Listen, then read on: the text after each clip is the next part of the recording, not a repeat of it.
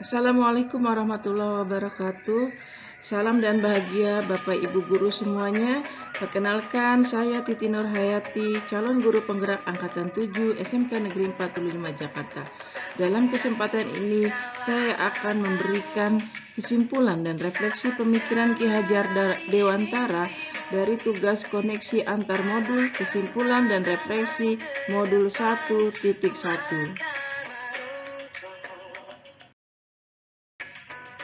Ada 3 pertanyaan pemantik yang diberikan di dalam modul. Yang pertama adalah, apa yang Anda percaya tentang murid dan pembelajaran di kelas sebelum Anda mempelajari modul 1.1?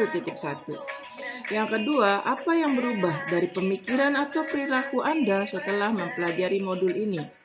Kemudian yang ketiga, apa yang dapat segera Anda terapkan lebih baik agar kelas Anda mencerminkan pemikiran KHD? Bapak Ibu guru semuanya, apa yang saya percaya tentang murid dan pembelajaran di kelas sebelum saya mempelajari modul 1.1? Yang pertama adalah saya seringkali mendominasi pembelajaran atau biasa disebut dengan teacher center. Yang kedua, pembelajaran saya berfokus pada ketercapaian materi dan KKM, mengutamakan aspek kognitif saja. Kemudian yang tiga, jujur saya kurang memahami karakter anak karena mungkin terlalu banyak siswa di dalam satu kelas itu. Yang keempat, saya merasakan siswa pasif dan motivasi belajar peserta didik itu rendah. Kemudian yang terakhir adalah suasana kelas yang tertib, tenang, anak-anak yang memahami materi adalah fokus utama guru. Itulah sebelum mempelajari modul ini, pembelajaran di kelas seperti itu.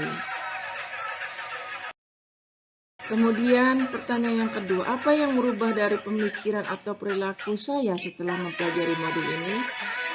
Setelah mempelajari modul filosofi Ki Hajar Dewantara, merubah pemikiran saya bahwa guru bukan satu-satunya sumber belajar. Kemudian pembelajaran yang kita lakukan berpusat pada murid, serta menghargai setiap karakter belajar anak. Kemudian jawaban dari yang berikutnya adalah apa yang berubah dari pemikiran atau perilaku saya setelah mempelajari modul ini. Yang pertama pastinya adalah merubah perilaku. Dengan cara apa? Dengan cara mengemas pembelajaran secara menarik agar motivasi belajar peserta didik meningkat. Yang kedua adalah memberikan kebebasan kepada setiap anak untuk menyelesaikan setiap tugas sesuai dengan bakat, minat, dan kreativitasnya masing-masing. Kemudian perubahan perilaku yang berikutnya adalah lebih cermat melihat bakat anak, menuntut sesuai kodrat alam dan kodrat zamannya.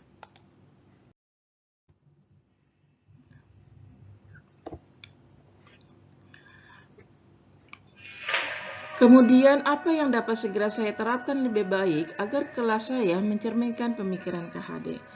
Yang pertama pastinya adalah merancang pembelajaran yang interaktif dan menyenangkan dengan melibatkan peserta didik. Kedua, menerapkan pembelajaran berbasis kearifan lokal dan budaya setempat. Ketiga, menerapkan konsep merdeka belajar dan mengintegrasikan setiap pembelajaran dengan pencapaian profil Pancasila.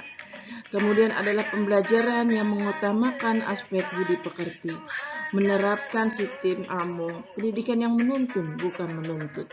Pembelajaran yang sesuai dengan kodrat alam dan kodrat zaman peserta didik saya. Kemudian mengintegrasikan permainan dalam pembelajaran. Kesimpulan dari refleksi ini adalah bahwa pendidikan adalah menuntun anak sesuai dengan minat dan bakatnya. Kemudian pendidikan bukan hanya ilmu akademis saja, namun perlu penanaman budi pekerti yang baik. Yang terakhir adalah pendidikan sejatinya berhamba pada anak. Terima kasih, salam dan bahagia, tetap semangat. Assalamualaikum warahmatullahi wabarakatuh.